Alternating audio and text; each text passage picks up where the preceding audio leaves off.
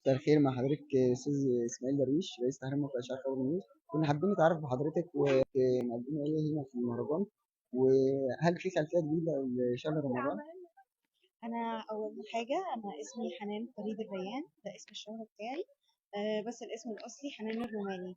انا حاليا حبيت ان انا اجي اسكندريه علشان اشارك في معرض ديدا ارت، بلوحات من لوحات خاصه بيا قديمه. بس يعني ليها معنى قيم.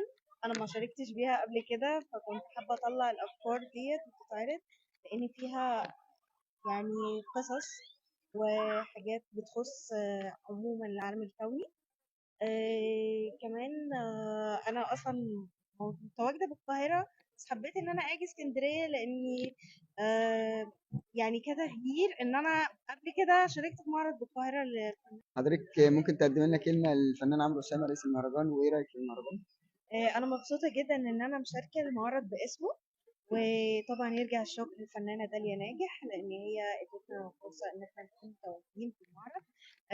بالنسبة للمعرض، أنا مش أول مرة أشارك معاه. أنا كنت قبل كده في معرض، أول معرض ليها كان في جريدة الأهرام، وأنا بصراحة اتبسطت جدا. عشان كده أنا جيت لها اسكندرية مخصوص. بصراحة الإيفنت جميل. نورت اسكندريه، شكرا.